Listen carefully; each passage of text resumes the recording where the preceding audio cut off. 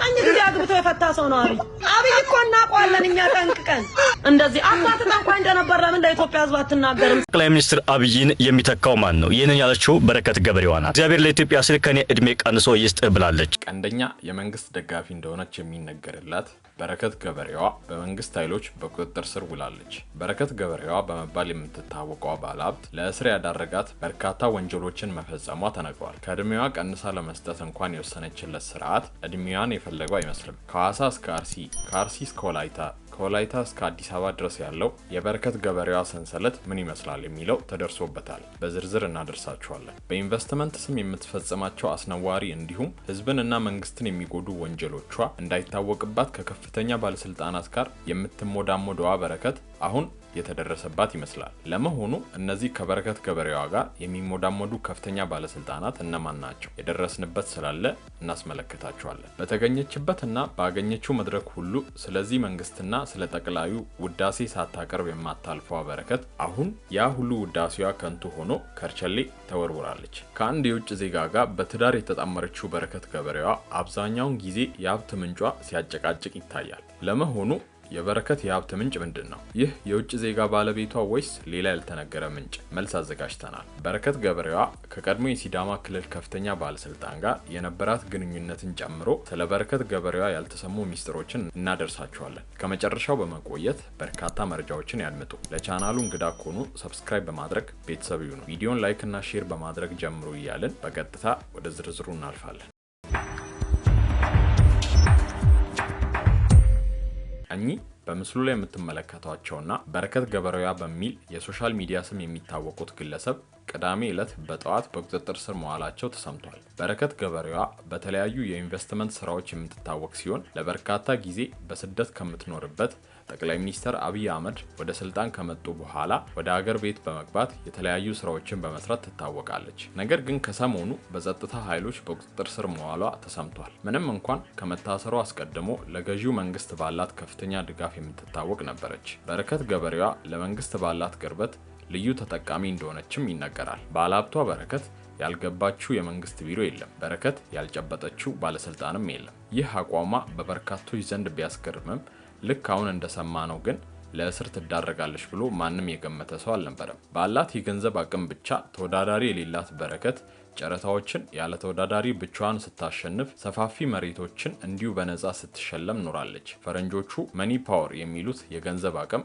ከነበረችበት ውጭ ሀገር ጀምሮ አክፎ ስሞ ነበር የተቀበላት ሲሉም በተመሳሳይ ሙያ ውስጥ የሚገኙ ሰዎች ይናገራሉ። ታዲያ ምን አድርጋን የታሰረችው የሚለው የብዙ ሰው ጥያቄ ነው። ምንም እንኳን ከፖሊስ አካል ስለ ጉዳዩ ይፋ ባይወጣም ለጉዳዩ ቅርበት ካላቸው አካላት መረጃ ወጥቷል። ምርመራውም እየተካሄደባቸው ይገኛል። በረከት ወርቁ አረዳ የተባለች ግለሰብ በቁጥጥር ስር የዋለችው ከበርካታ ሰዎች በአክሲዮን ስም በርካታ ገንዘብ በማጭበርበሯ ነው የሚል ክስ ቀርቦባታል። አክሲዮን ለማቋቋም ከበርካታ ሰዎች ገንዘብ ከተቀበለች በኋላ ወደ ራሷ ፒኤልሲ ለመቀየር በመንቀሳቀሷም ጭምር እንደሆነ ተነግሯል። እነዚህ የተጭበረበሩ ሰዎች እንደሚሉት ለመንግስት ካላት ቅርበት የተነሳ አምነዋት ገንዘባቸውን ቢሰጧትም የአክሲዮኑ ነገር የውሃ ሽታ እንደሆነባቸው ጭምር ይናገራሉ። በረከት ገበሬዋ በተለያየ ስልት በርካታ ሚሊዮን ብሮችን ወስዳለች። በእምነት ብራቸውን ከተቀበለችም በኋላ የማስፈራራት መንገድም ትጠቀማለች።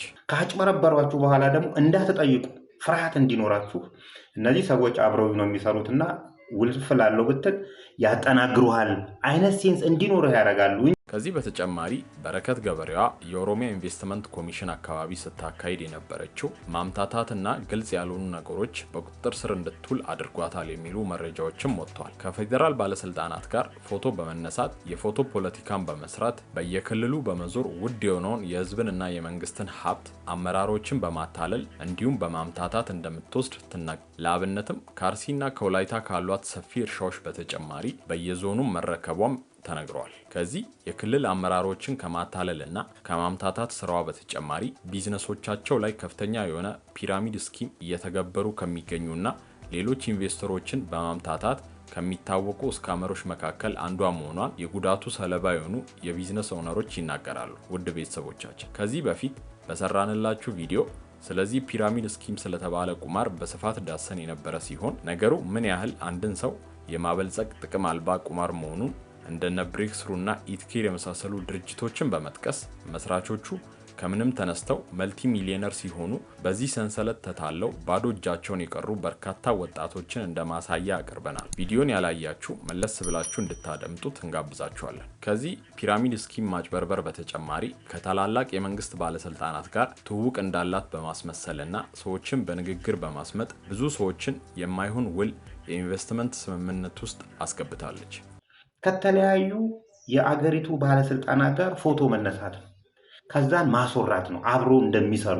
እነዚህ እንደ በረከት ያሉ ሰዎች ካጭበረበሩ በኋላ ደግሞ ሰዎችን ማኒፑሌት በማድረግ የፍርሃት ስሜት ውስጥ በመክተትና ሳብሚሲቭ እንዲሆኑ በማድረግ የተጭበረበሩ ሰዎች ወደ ህግ አካል ሄደው እንዳያመለክቱ የሚያደርጉበት የራሳቸው ሲስተም ወይንም አሰራር አላቸው። ይህ የበረከት ገበሬዋ ስራም ይህንኑ ያሳያል። በረከት ገበሬዋ ተብላ የምትጠራዋ ግለሰብ በእነዚህና በሌሎች ጉዳዮች ተጠርጥራ በቁጥጥር ስር ውላለች። ከዚህ በተጨማሪ በረከት ገበሬዋ ህገወጥ የገንዘብ ዝውውር ላይም እጇ እንዳለበት ጠረጠራለች። ህገወጥ የዶላር ክምችት በማድረግ እንዲሁም ህገወጥ ምንዛሬ በማድረግ መንግስት ሊያገኝ የሚገባውን ጥቅም በማሳጣት ለግል ጥቅሟ ስታውል እንደነበረ ተነግሯል። ወይዘሮ በረከት ወርቁ አደራ በቅጽል ስሟ በረከት ገበሬዋ በተለያዩ የመንግስት ጥቅም በሚጎዱና በህገወጥ ተግባሮች ተጠርጥረሻል ተብላ በፖሊስ ቁጥጥር ስር ውላ ምርመራ እየተደረገባት ይገኛል። ለጠቅላይ ሚኒስትር ዶክተር አብይ አህመድ ከፍተኛ አክብሮት እንዲሁም ድጋፍ፣ ፍቅር እንዳላት በተደጋጋሚ ስትገልጽ የምትደመጧ በረከት ይህንኑ ለመግለጽ በቅርቡ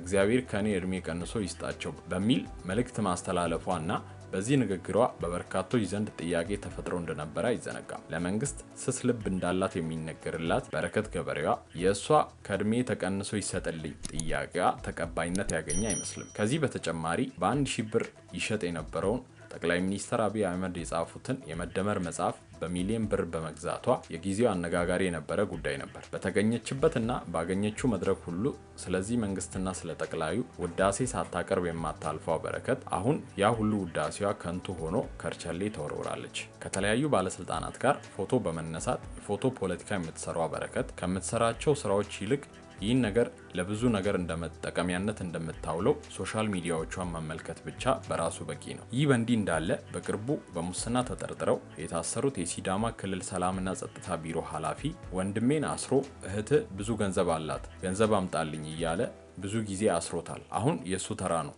እሰይ የሚል ይዘት ያለው ሐሳብ ብታሳልፍም በሰፈሩት ቁና መሰፈር አይቀርምና ተራው የበረከት ገበሬዋ ሆኗል። በረከት ገበሬዋ የተለያዩ የሰይጣን ስራዎችን በመግለጥ የሚያነቃንን የሳድስ ሚዲያ ባለቤት አብይ ይልማን እንዲህ ስትል በማይሆን ቃላት ዘርጥጠዋለች።